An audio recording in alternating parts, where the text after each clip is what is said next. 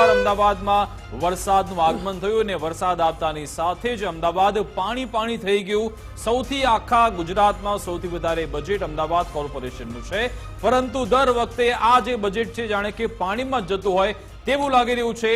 વરસાદે વિરામ લીધો છતાં પણ સ્માર્ટ સિટી અમદાવાદ જાણે કે પાણી જ પાણી જોવા મળ્યું। મેઘરાજાની ધમાકેદાર બેટિંગ થઈ અને એએમસીની પોલ ખુલી ગઈ।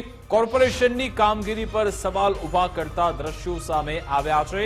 આજે ખાસ પશ્ચિમ વિસ્તારમાં જે બપોર બાદ જે વરસાદી માહોલ જોવા મળ્યો હતો તેના કારણે પાણી ભરાઈ ગયા। જોઈ શકો છો કેટલો પડ્યો વિકાસ, માત્ર 1.5 ઇંચ વરસાદ પડ્યો અને આ દ્રશ્યો જુઓ, બધા જ દ્રશ્યો અમદાવાદના અલગ અલગ વિસ્તારના છે। માણેકબાગ, નહેરુનગર, અંકુર 4 રસ્તા, નવરંગપુરા, ઘાટલોડિયા, અખબારનગર, આ તમામ વિસ્તારો કે જ્યાં એએમસી દાવા કરે છે કે અમે પ્રી મોન્સૂનની સરસ મજાની કામગીરી કરીએ છીએ। સમાચાર એ નથી બનતા કે અમદાવાદમાં વરસાદ આવ્યો, સમાચાર હંમેશા એ જ બને છે કે અમદાવાદમાં સામાન્ય વરસાદ પડ્યો અને અમદાવાદ પાણી થઈ ગયું। આ અવદશા આ નગરની ક્યાં સુધી રહેશે? સૌથી મોટો સવાલ એએમસી સામે આ સવાલ છે। આ સૌથી મોટો સવાલ છે કે આ અવદશા ક્યાં સુધી રહેશે? એક સામાન્ય વરસાદ પડે અને આ રીતે આખું શહેર પાણીમાં ગરકાવ થઈ જાય, આ તો 1 થી 1.5 ઇંચ છે વિકાસ। જો થોડા કલાકોમાં અમરેલી જેવો વરસાદ અહીંયા પડી જાય વરસાદ પડે તો શું થાય? સત્તાધીશોની શું હાલત થાય? આજે આમાં પણ ઘણા બધા ભ્રષ્ટ બાબુઓ જવાબદાર છે।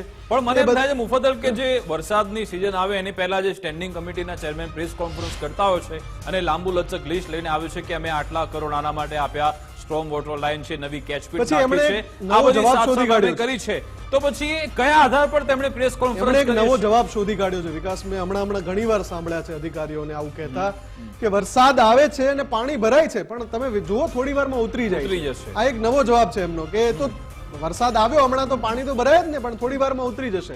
એટલે આ પ્રકારની એક કમ્ફર્ટ ઝોન બનાવી લીધો છે કે વરસાદમાં પાણી ભરાય છે પણ લાંબો ટકતો નથી। કોર્પોરેશનને ખબર નથી, આટલા વર્ષોથી અહીંયા શાસન છે, પાણી ભરાય છે, બધી ખબર છે। હમણાં જે 3 મહિના પહેલા જે કોન્ફરન્સ કરી હતી તેમાં કહ્યું હતું કે આટલા સ્થળ છે, 140 કરતા વધારે અમદાવાદમાં સ્પોટ છે વોટર લોગિંગના કે જ્યાં સતત આઈડેન્ટિફાઈ કરેલા સ્પોટ છે કે ભાઈ અહીંયા પાણી ભરાય છે। હા, તો ખબર છે, આપણે ગુમા અને શેલા વિસ્તારના દ્રશ્યો દેખાડીએ છીએ દર વખતે, ત્યાં કેવી હાલત હોય છે।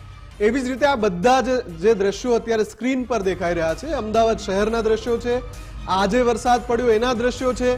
તમે જ્યારે ઓળખી ચૂક્યા છો કે અહીંયા સમસ્યા છે, આ વિસ્તારમાં પાણી ભરાય છે, તો એક સ્પોટ ઉપર એનું નિરાકરણ કેમ નથી આવતું કે પહેલા આ વિસ્તાર જોવામાં આવે, ત્યાં શું સમસ્યા છે, આ વિસ્તાર જોવામાં આવે। પાર્ટીમાં આખો કંટ્રોલ રૂમ બનાવ્યો છે મુફદ્દલ, ત્યાંથી સીધું જ મોનિટરિંગ થતું હોય છે, પરંતુ કોણ મોનિટરિંગ કરે છે એક મોટો સવાલ છે। અને બીજી બાજુ સૌથી મોટો સંકલનનો અભાવ છે અધિકારીઓ અને જે સત્તાધીશો છે તેમની વચ્ચે, કારણ કે એલિસ બ્રિજના જે ધારાસભ્ય છે અમિત શાહ તે પોતે આ અંગેનો ખુલાસો કરી ચૂક્યા છે। તેમણે મ્યુનિસિપલ કમિશનરને પત્ર પણ લખ્યો હતો, કારણ કે જે સાબરમતી નદીનું જે લેવલ છે તે સતત વધારવામાં આવે છે। અને કેમ આ નદીનું લેવલ વધારે છે? કારણ કે તેમાં ક્રૂઝ ચલાવવાની છે।